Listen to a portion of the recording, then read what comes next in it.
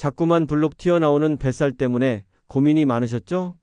밥을 굶어도 보고 걷기도 열심히 해봤지만 오히려 몸만 더 상하고 자존심마저 무너지는 기분이었을 겁니다.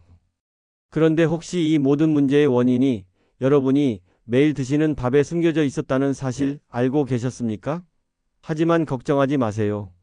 오늘 제가 알려드리는 이 방법은 수술이나 복잡한 식단 조절 없이 딱 이것 한 스푼만 밥 지을 때 넣는 것만으로도 여러분의 몸을 완전히 새롭게 바꿀 수 있습니다. 이 작은 변화가 뱃살은 물론 70대, 80대 어르신들을 위협하는 혈당 문제까지 한 번에 해결해 줄 겁니다. 이 증상은 단순한 불편함이 아니라 몸이 보내는 마지막 경고일 수 있습니다.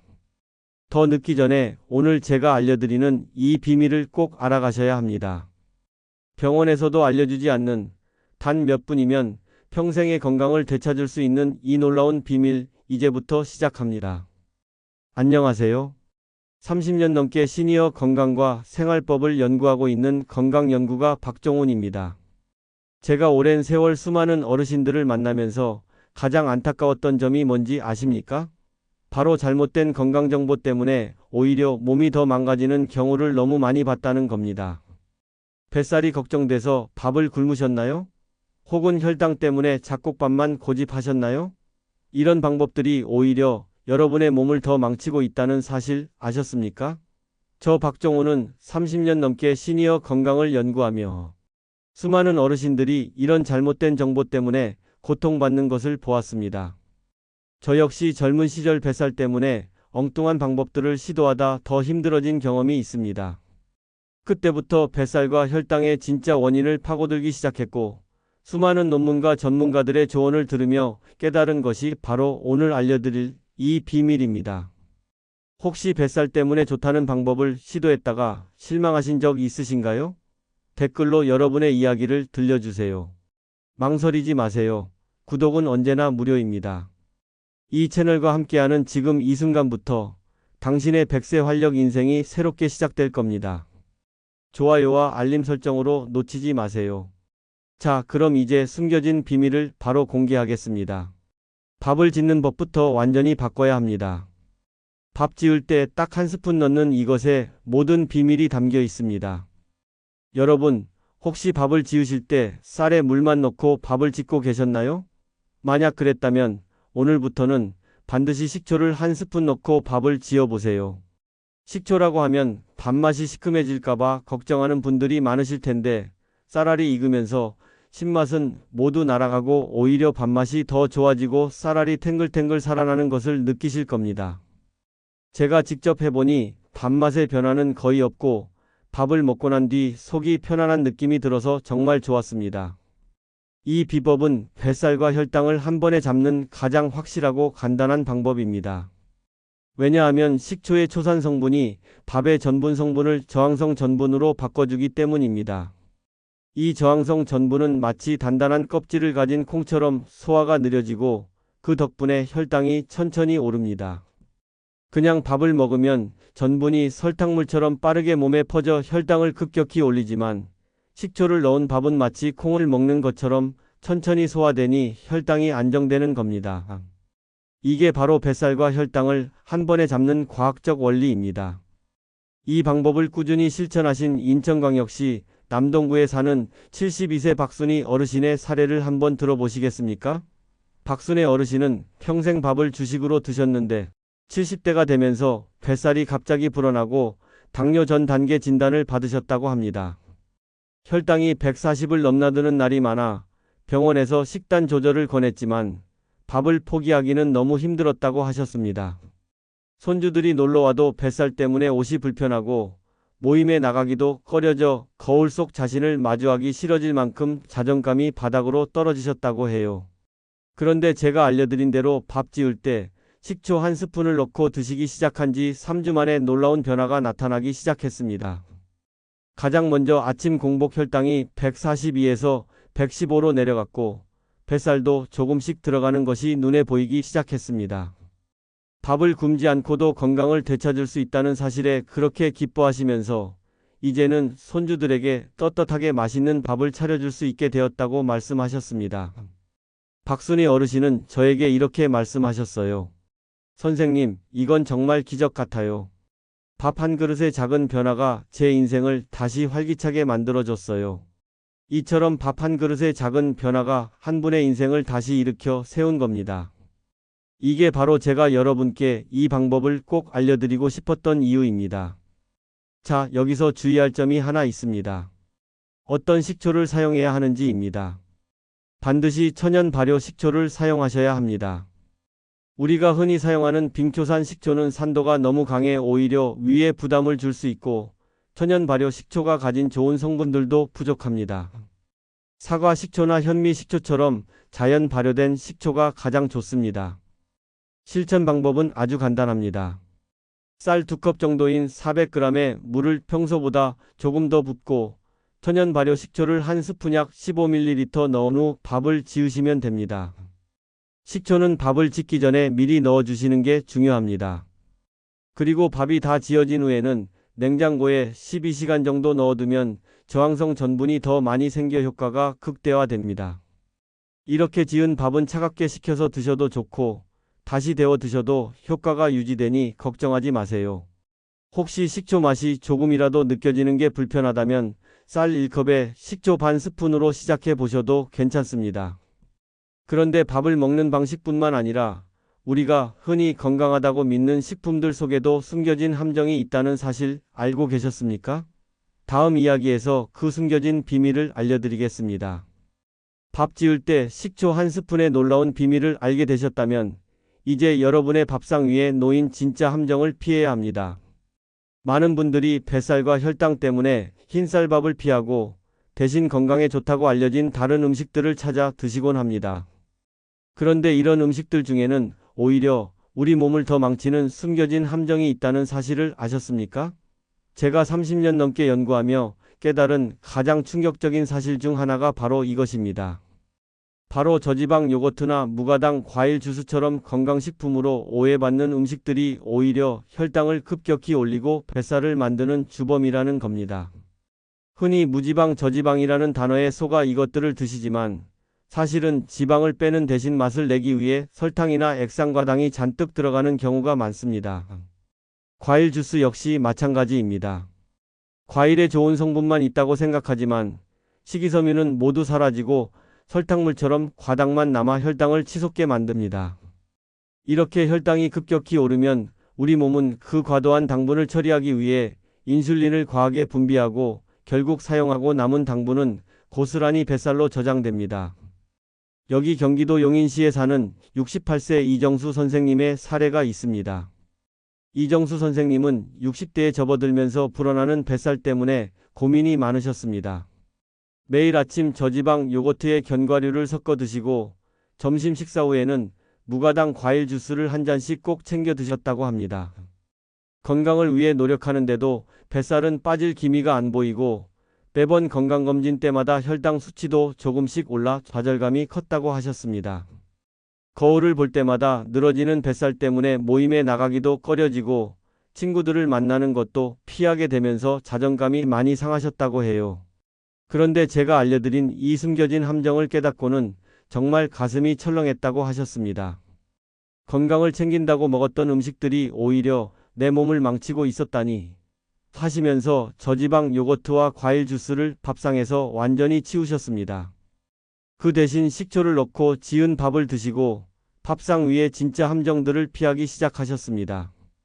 저도 처음엔 믿지 못했지만 막상 자료를 찾아보니 정말 많은 분들이 이런 착각 속에 살고 계시더라고요. 이정수 선생님은 이렇게 식단만 바꾸셨는데도 2주 만에 뱃살이 눈에 띄게 줄어들고 혈당도 안정적으로 유지되기 시작했다고 기뻐하셨습니다.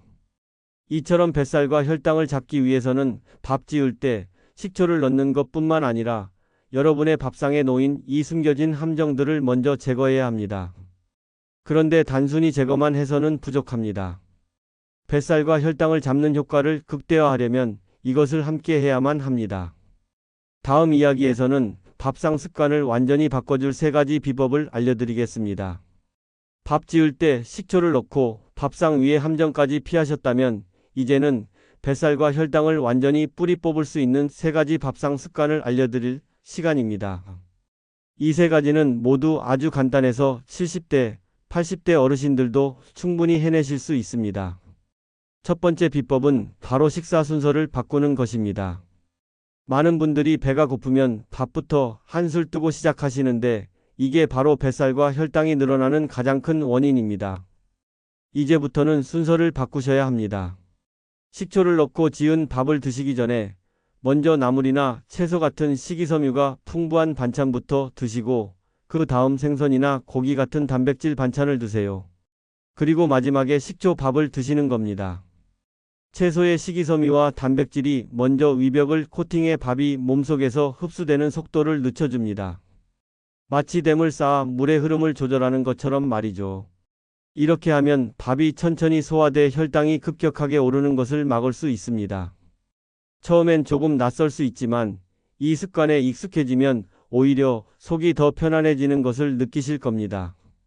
두 번째 비법은 식사 전 딱 이것 한 잔을 마시는 겁니다. 바로 따뜻한 물에 식초를 한 스푼 넣은 물을 식사 10분 전에 한 잔 마시는 겁니다. 물론 식초를 넣은 밥도 효과가 좋지만 식초물을 먼저 마시면 그 효과를 더욱 끌어올릴 수 있습니다. 식초의 초산 성분이 소화를 돕고 인슐린 민감성을 높여줘 몸이 당분을 더 효과적으로 사용하게 만들어줍니다. 이렇게 되면 같은 양의 밥을 먹어도 뱃살로 가는 양이 현저히 줄어듭니다. 따뜻한 물에 식초를 한 스푼 타서 마시면 마치 몸속에 따뜻한 기운이 퍼지면서 소화기가 깨어나는 느낌이 들 겁니다. 이정수 선생님도 이 방법을 함께 실천하신 후에는 선생님, 이제는 밥을 먹고 나서 속이 더부룩한 느낌이 사라졌어요 라고 말씀하시며 아주 만족하셨습니다. 여기서 주의할 점은 절대로 설탕이나 꿀을 넣으면 안 된다는 겁니다. 식초의 초산 성분과 설탕이 만나면 효과가 떨어지고 오히려 혈당을 높이는 부작용이 생길 수 있으니 꼭 피하셔야 합니다. 마지막 세 번째 비법은 천천히 그리고 집중해서 밥을 먹는 것입니다. 밥을 빨리 먹는 습관은 여러분의 뱃살과 혈당의 독약과 같습니다. 우리 뇌는 배가 불렀다는 신호를 보내는데 약 20분이 걸립니다. 그런데 5분 만에 밥 한 그릇을 뚝딱 비워버리면 뇌가 배부름을 느끼기도 전에 이미 너무 많은 양을 먹게 됩니다. 천천히 씹는 습관을 들이면 자연스럽게 식사량이 줄어들고 소화도 잘 됩니다. 혹시 TV를 보거나 스마트폰을 보면서 밥을 드시는 습관이 있다면 오늘부터는 반드시 밥상에만 집중해 보세요. 밥을 짓는데 식초를 넣고 식사 순서를 바꾸고 식사 전에 식초물을 마시는 이 모든 노력이 헛되지 않도록 말이죠. 제가 직접 해보니 처음엔 답답한 느낌도 있었지만 밥알 하나하나의 맛을 음미하면서 먹으니 식사 시간이 더 즐거워지고 자연스럽게 식사량도 줄어드는 것을 경험했습니다. 이 세 가지 간단한 습관만으로도 여러분의 뱃살과 혈당에 놀라운 변화가 찾아올 겁니다. 그런데 밥을 먹는 습관 외에도 뱃살을 빼고 혈당을 잡는 아주 특별한 마법의 습관이 한 가지 더 있습니다. 다음 이야기에서 그 비밀을 공개하겠습니다. 밥 지을 때 식초를 넣고 밥상 습관까지 바꾸셨다면 이제 뱃살과 혈당을 완전히 뿌리 뽑을 수 있는 마법 같은 마지막 습관을 알려드리겠습니다. 이건 밥상 위에서 하는 것이 아니라 여러분의 발끝에서 시작되는 아주 특별한 비법입니다. 바로 발가락을 들고 걷기입니다. 걷기 운동은 누구나 다 좋다고 알고 있지만 단순히 걷는 것만으로는 부족합니다. 걷는 동안 발가락을 살짝 들어 올리기만 해도 몸에 놀라운 변화가 일어납니다. 발가락을 들어 올리면 정강이 근육과 종아리 근육이 평소보다 훨씬 더 많이 사용됩니다. 우리 몸속 근육이 수축과 이완을 반복하면서 혈액을 심장으로 다시 힘차게 밀어 올리는 펌프 역할을 해줍니다. 이 때문에 혈액순환이 좋아지고 온몸의 신진대사가 활발해져서 뱃살을 빼는 데 큰 도움이 됩니다. 게다가 다리 근육은 우리 몸의 포도당을 가장 많이 사용하는 곳입니다. 발가락을 들고 걸으면 이 근육들이 더욱 활성화되어 혈액 속의 포도당을 효과적으로 사용하니 혈당이 안정되는 효과까지 얻을 수 있는 겁니다. 제가 직접 해보니 처음엔 발가락에 힘을 주는 게 어색했지만 조금만 익숙해지면 오히려 걷는 자세가 더 바르게 교정되는 느낌을 받았습니다. 이 방법을 꾸준히 실천하신 광주광역시 서구에 사는 81세 김순덕 어르신의 사례를 한번 들어보시겠습니까? 김순덕 어르신은 무릎 관절염 때문에 걷는 것이 너무 힘들어 외출을 거의 하지 않으셨다고 합니다. 걸을 때마다 쑤시는 무릎 통증 때문에 손주들과 공원에 가는 것도 엄두를 내지 못했고 그저 집안에만 앉아 있으니 뱃살은 자꾸만 늘고 혈당도 높아져 병원에서는 더 늦기 전에 운동을 시작해야 한다는 말을 자주 들으셨다고 합니다. 하지만 무릎이 아파서 걷기조차 힘든데 무슨 운동을 할 수 있겠냐며 늘 한숨만 쉬셨다고 해요. 이 허리 통증을 방치하면 다시는 혼자 일어설 수 없게 될 수도 있다는 심각한 경고를 들었을 때 정말 가슴이 철렁했다고 하셨습니다. 그런데 제가 알려드린 발가락을 들고 걷기를 시작하시면서 무릎에 부담을 주지 않으면서도 다리 근육을 강화할 수 있다는 사실에 큰 희망을 얻으셨다고 합니다. 처음엔 1분 걷는 것도 힘들어 하셨지만 매일 꾸준히 조금씩 늘려가면서 2주 만에 무릎 통증이 훨씬 덜해졌고 3개월이 지나자 뱃살이 눈에 띄게 줄고 혈당 수치도 좋아졌습니다. 이제는 손주들 손을 잡고 공원 한 바퀴를 걷더니 도실 수 있게 되었다며 기뻐하셨습니다.